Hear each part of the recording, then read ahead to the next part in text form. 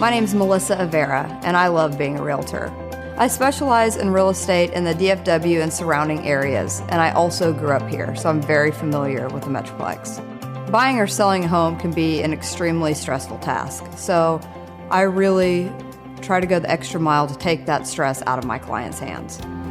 This is Going the Extra Mile. Now, from Frito Nation Productions in the Caddo Office Reimagined Studios, here's Melissa. Hey everybody, Melissa Avara here. Happy to be in the studio again with my good friend Erik Tomlinson, a lender at Supreme Lending. Thanks for being here today again, man. Thanks for having me. It's always fun. A lot has changed since we last talked to you guys just about the real estate market in general. So today is just going to be an update, really, of what is going on and, kind of expectations of what we think may happen going forward for the rest of the year. The biggest question I'm getting is, are we getting back to a more normal market or a more balanced market? And I would say yes, like we are starting to trend that way, but, nothing too crazy is going to happen too quick. It's been, a nutty ride for the real estate market. It's just been so hot the last 2 years, primarily due to COVID. Mm-hmm. And, now I'm really starting to see a shift. A lot of economists out there, predicted rates to gradually rise this year after hitting record lows. And they are on the rise. I mean, just in the last, 6 to 8 weeks? Oh, yeah. They've gone up. How much? I mean, I get updates probably 3 times a day, and the rates could change twice in a day. They've gone up. I monitor the cost of rate. So let's say the par rate, I just try to monitor a 4.5 interest rate. The cost of that has gone up from maybe par, meaning you're not buying it down at all, to about 2 points. So you would pay 2% of your loan amount to get that 4.5. And then today, I mean, I just left the office. It could be 4.75. I mean, that's how fragile it is. So, I'm not an economist. I can't tell, what's going to happen. But anytime, there's a Fed meeting. I watch CNBC. Anytime the Fed goes on, the market reacts. And when the market reacts, that affects the rates. So it's something, to monitor. They do say that they'll continue to go up. I don't know how much. Sometimes they say that in the market, they'll preemptively raise the rates. So by the time the Fed does meet, we've already baked it in, and nothing happens that day because it was already increased. Right. So for, say, clients of mine who are signing a new construction deal, and maybe they sign today, but they're not closing until beginning of September. Mm-hmm. What are their options to try to lock in a rate, because things could be so different in the fall? So in this market, the inventory is minimal, or it's so competitive. So the easiest win for a realtor really is to show people new homes because they're very nice, and the inventory doesn't have to exist. You can buy a new home, right? But the lender doesn't know how long it'll take because the builder doesn't give them a definitive date, because the builder, in their defense, they don't know either because there's a supply chain problem, right? And in the past, the lender said, well, we'll just lock it once we're within maybe 30 to 45 days, because the shorter the term of the lock, the cheaper it is for the buyer. And the rates have been, for the past 2 or 3 years, they haven't moved, or they've gone down. And now you're starting to see, because of what happened, and the difference between January and now, just a few months, I couldn't even charge you 2 to 4 points to buy the rate down to where it was back then. It wouldn't even buy the rate down enough. So what's happening, or what I'm starting to do, is at Supreme Lending, we can do extended lock periods. If I need to go 120 days out or 180, we have ways to do that. It could cost a point or two, but in the end, it's worth it because the rates are going to be higher, 100%. Much higher. Yeah. I couldn't charge you enough points to get the rates where they were in January, and we're only in May. Explain if people have to buy points, right, to lock the rate. Like, how much are we talking on, say, like a $500,000 loan? So a $500,000 loan, 1 point is $5,000. So I'm saying that if you paid $10,000, you could be in the fours in September. and you're like, I don't want to pay 10 grand. But what I'm trying to say is that if you bought a new build in January and they told you it'd be done in June, and I told you in January, hey, the rates are in the 3s, I need to charge you 2 points. A lot of people at that point in time would have said, I'm not going to pay 2 points. We'll just wait to lock it. But now here I am in May. House will be done in June. I couldn't charge you 5 points to get that rate in the 3s right now. It's not even possible. Yeah. So it's worth it. It's worth the chart. It's worth paying the points. If you have cash, cash is good for buying homes, but it's also good for buying the rate down if you have it. Because it's bona fide. It's prepaid interest. So you don't have to be a bad buyer. People associate points with bad buyers. It's not the case. Right. You can buy it to just hold that lock for a longer period of time, and it's worth it.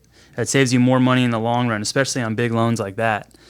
So, Okay. yeah. So really, like, what this means for buyers is low mortgage rates. Obviously they reduce monthly payments, but those are starting to go away.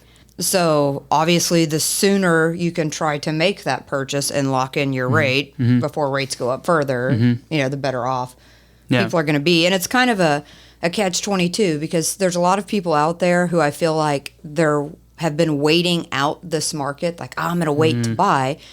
Well, now it's like prices aren't going down and interest rates are going up. So it's still going to cost you more. Right. So you might as well just jump on the bandwagon if that's something you're wanting to do. And, again, going back to, like, are we getting back to having a more balanced market? Last year in 2021, to me, I feel like we experienced more of a competitive market than we ever have. Like, I can't remember ever it being this nuts. Fears about the virus, the shift to, remote work from home, triggered a huge uptick in demand. And at the same time, a lot of existing homeowners, delayed selling their homes because of those fears. And like you said earlier, supply and labor shortages have just absolutely hindered new construction. I mean, I have one of my clients, good grief. I mean, they signed February of 2021 and was supposed to be in the house last November, December, and we're hoping we close the end of this month. I mean, it's just been one caveat after the next, and it's so frustrating. I mean, but the thing is, it's completely out of my control. I mean, sure, I would love to yell at them and tell them to light a fire under it and move faster, but when they're waiting on AC units and can't things, do anything. like, there's nothing I can do. I mean, so it's obviously led to me, a very extreme market imbalance that benefited sellers and led to a lot of frustrated buyers. Prices skyrocketed, and it seems like now we're in the process of becoming more balanced. I am seeing more homes starting to have price reductions, especially ones that aren't selling within the first week. Right. So they're on the market a little bit longer now too, right? Yeah. Or no? I mean, some homes. I mean, obviously, if it's priced right and it's in a super desirable area, they're still going fast and for over asking. But I follow several economists with different organizations, and the National Association of Realtors chief economist Lawrence Yun said that he expects an increase in supply to come from mainly an uptick in new construction, which was already underway, but now hoping the supply chain issues are slowly starting to resolve. And then the other thing, and you may want to touch on this, is the end of a lot of the mortgage forbearance programs that were happening. Right.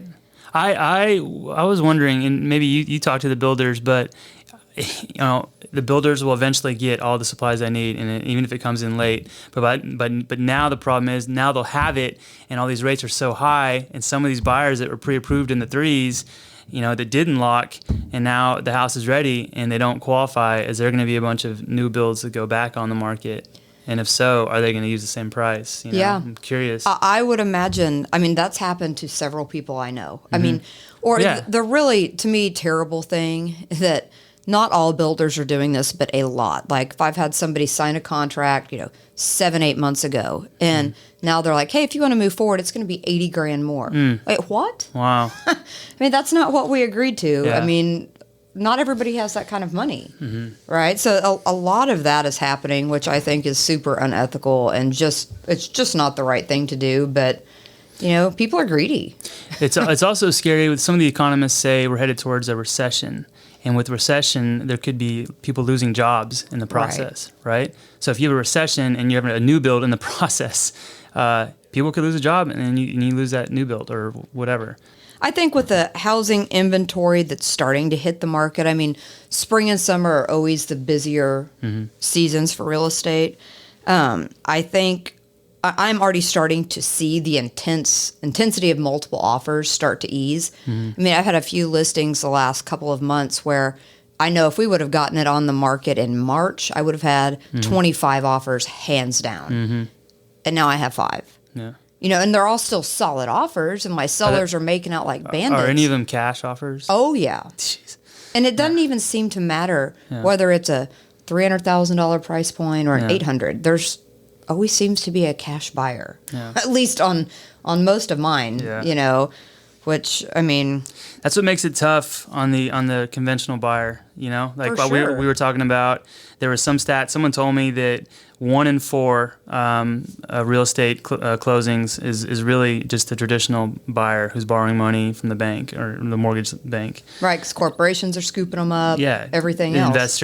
Investors with money that just, they see the value in real estate investment, and so they're squeezing everybody else out, It's tough. Yeah. 1 in 4, 25%. It's frustrating, but I think for buyers, like if they've had a hard time or they've struggled to buy a home, in the last year, I feel like there's a little bit of relief maybe on the horizon. Like, supply is starting to increase. I'm seeing a little bit of softening of demand, which to me is going to make it easier to, find a home. If you're a seller, don't think we're saying the market's totally turned. It is still a great time to cash out and get the equity gains on your house. Demand is always there. Right. But just with more inventory hitting the market, I think buyers will have a little bit easier of a time finding a new home.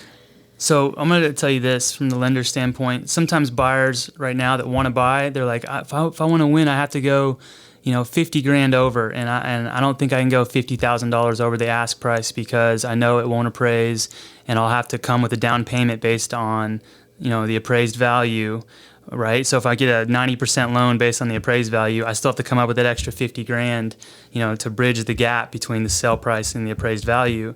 And so what I've seen on the lender standpoint, every lender that's conventional will send it to the same automated underwriting system with Fannie Mae, Freddie Mac, FHA. Sometimes it's worth looking at. If you want to buy, it's worth talking to your lender. If you have that extra 10% and let's say you put 20% down on your offer, even though you went over the ask price, I'm starting to see the system will approve the loan with an appraisal waiver, meaning number one, you don't have to pay for an appraisal, it saves you $600 out of pocket. But number two, you don't have to worry about the value coming in low and you bridging that gap. Oh, that's awesome. So you'll get the loan based on what you offered, even though it might be over market. The system, I'm starting to see that it'll waive the requirement if you're putting a lot of money down. So that's something to think about when with your buyers. If they do have an outlet for extra money, maybe you don't have to worry about the appraisal, because I know they want to worry about that. And one of the values that Supreme has is that we're very tight with our vendor. They'll get us appraisals back within 5 days. They made a promise to get appraisals back within 5 days of DFW area, so that if the value does come in low, we might still be in your option period. And if you're still in your option period and you can't bridge that gap, well, then you can get out we can get your earnest money back. Nice. Right? So that's a huge value add with a local lender. Yeah.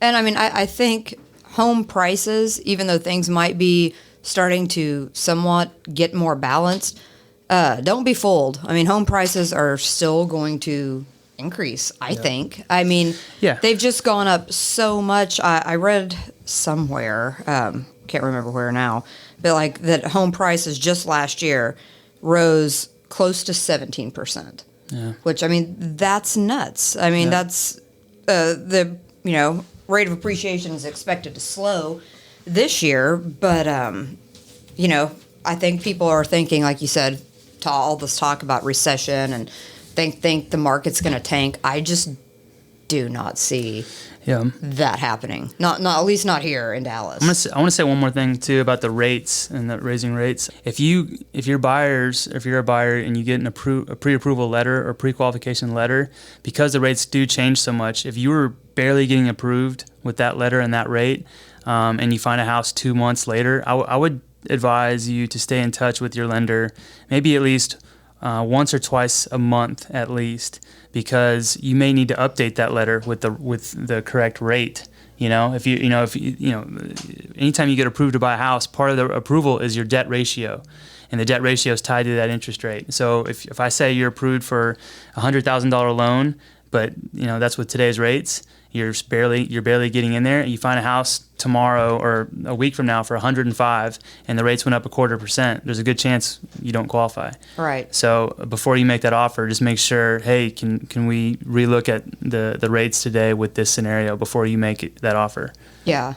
Well, because in a normal world, like once somebody gets pre-approved, normally rates have been pretty steady, and your letters can be good for like up to how long? 90, 120 days sometimes. Right. But, I mean, obviously, look at how much has changed in the last 6 weeks. Yeah. So 6 more weeks, who knows what the situation's going to be like. I mean, I really thought by the end of the year, we all knew that rates were going to increase. I just don't think people thought that they would go up as quickly as they have. And, a lot of the things that I've read, predictions from a bunch of different, chief economists with Realtor.com and different companies. I think last year they were more saying by Q4 this year, maybe rates would hover around 4%. Well, now, I mean, look where we are already. So I'm like, man, we don't have a crystal ball, but will they be 6%? Will they be 8%? But before this year, I probably hadn't closed an adjustable rate mortgage in a decade. Oh, yeah. And now it's prevalent. It's like people are looking for the ARM rate because they understand the rates are a little bit higher than norm, but historically they're still low. But they'll take a 10-year ARM, for a decade in the fours, and know that maybe they'll probably refinance to a shorter term 10 years from now just to get a lower rate then. Yeah. But I would hope that the market levels out with the rates as well. You just don't know when. I mean, I've gotten so many phone calls just in the last few months from people whom I've helped get into, a rental over the last couple of years, or even just people referred to me that were renting, and they're like, Melissa, get me in a house. I mean, whether they're in an apartment or a house, like the average rent has increased from the clients I've talked to anywhere from $500 to $800 a month, which to me, wow, that is insane. I mean, I got a call 2 days ago from a guy who said his apartment, which is not a nice apartment anyway, just jacked up his rate or his rent $500. Wow. Like that to me is insane. Yeah. Now he's paying $26.50 for kind of a crap apartment. And I'm like, dude, you could have it's more than my mortgage, right? And I think people just don't, they still just don't, I don't know if it's fear or they don't think that they can afford to buy or they don't want to compete. But yeah, I mean, rents have gone up over 10%. Yeah, I bet.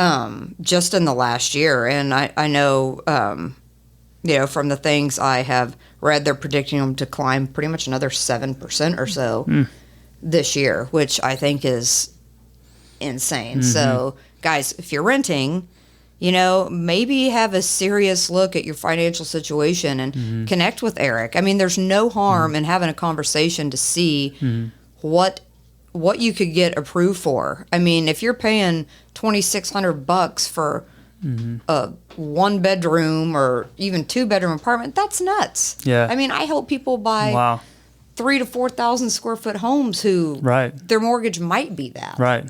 Mine's and you're building equity versus just throwing it away. I mean, I get, like, for some people, renting makes sense. Or I've helped a lot of sellers in the last year who they realized, hey, it's time to cash out. I have so much equity in my house, and I'm just going to go rent for a year. And I think that's smart. I've personally thought about doing the same thing. Yeah. But I have friends that are financial advisors, and they cashed out, and they're taking they made so much money. They're like, I'll just take a year off and I'll rent. And so yeah, renting isn't like bad. It just depends on what your ultimate goal is, you know? Right. Well, and that's the other reason I think the rental market has also gone nuts. Yeah.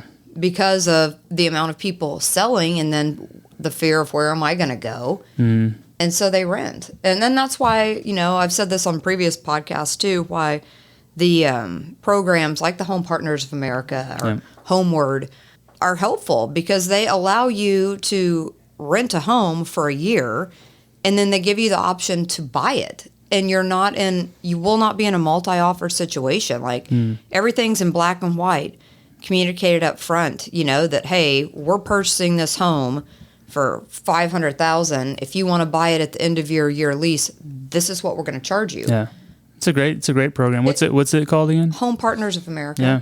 And there's another one called Homeward that operates pretty similar, but for people renting who really want to get in a home, but you're just not, maybe you're 6 months out financially from, you need to improve your credit or you need to save more money or whatever it is. That's definitely an option. I think people should consider because these people these companies are cash buyers, right? So they make it super competitive. And it's just so frustrating going back to what you were saying. I mean, just your average buyer, people who are hardworking, they have great credit scores, they've busted their butt to save money to get into a house, and then it's just deflating. Yeah. When you think, man, I'm trying to offer on a $600,000 house, and all these other fools are beating me out with, cash. Yeah. It's hard for the buyer's realtor really to find. You're searching. You do a good job of it. I mean, every day trying to find a diamond in the rough.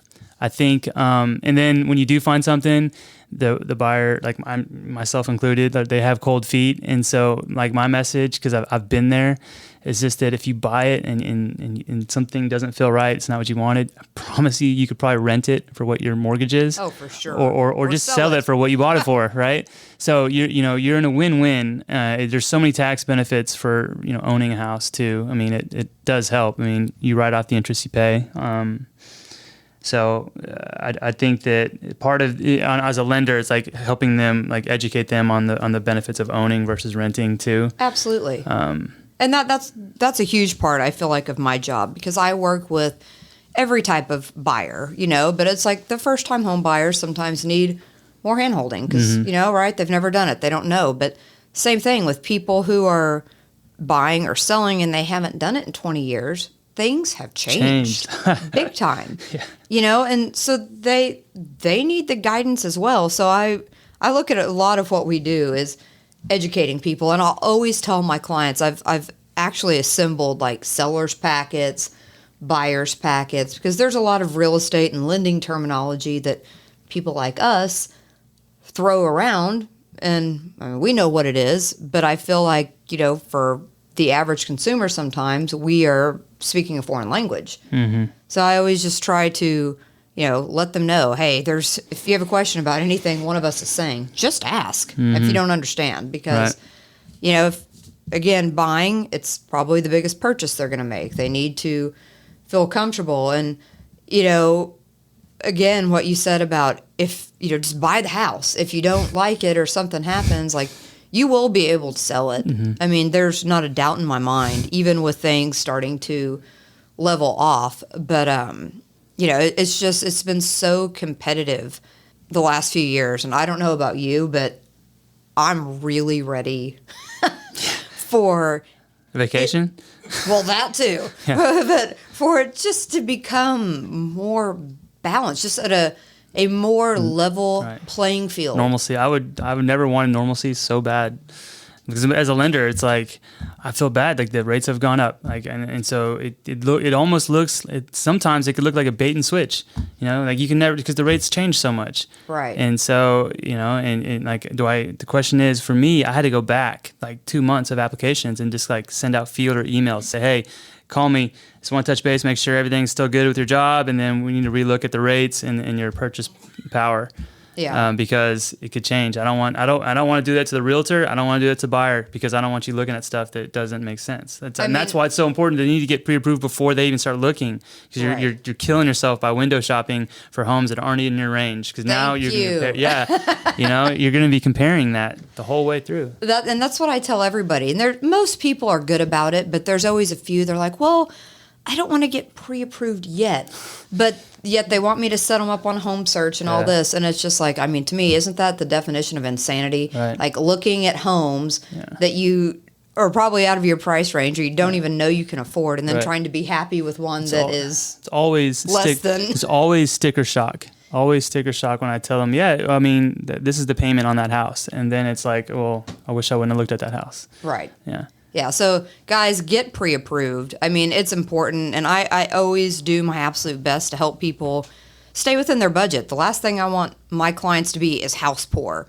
right? So I really kind of keep you in line. You know, I'll have clients who are approved for $500, and they're like, oh, I find a house for $650. Well, you know what? My parents or my grandma has this money that they said they would give to me, and I'm like, that's great, but... Right. Are you sure that's what you want to do? Are you happy? That's the big. I sometimes look at these houses. I'm like, God, that's an amazing looking house. And I'm like, are they cash, house poor? Are they happy? I don't know. Like, you still need to be able to afford to live. Right. Exactly. Right. So, I mean, that's just something you have to take into consideration. But anyway, so I guess I would say the takeaway message for today is obviously things are changing, more rapidly than most of us probably thought they would. So, if you're a seller, do it now. Because the longer you wait, the more balanced it's going to get, the less money you're going to get. Mm-hmm. So jump on the bandwagon, people, and get your house listed. Mm-hmm. And buyers, I mean, same thing. It's just rates are going to continue to go up and prices aren't going to go down. So just be more proactive, get pre-approved, reach out to me, let me get you set up on a home search that's realistic, and, try to lock something in before things get too crazy around here. Yeah. Reach out to me for scenarios. I'll show you every purchase scenario under the sun.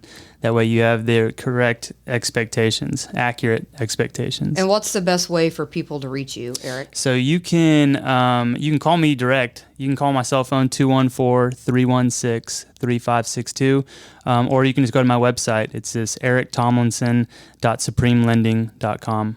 Awesome.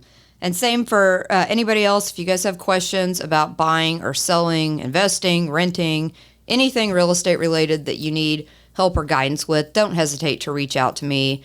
I really like to be a resource for everyone and, again, educate you on the process. And Eric and I are a great team, and we really try to go above and beyond to make sure, I get you in the best house, he gets you the best loan, and ultimately you walk away with the best deal possible.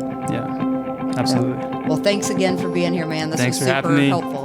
Thank you. If you have questions about buying, selling, renting, or investing, don't go at it alone. Reach out to Melissa at 214-280-4317 or Melissa at melissamovesdfw.com. You can find out more about the Melissa Avara Realty Group at TVG by visiting melissamovesdfw.com. Thank you for listening to Going the Extra Mile.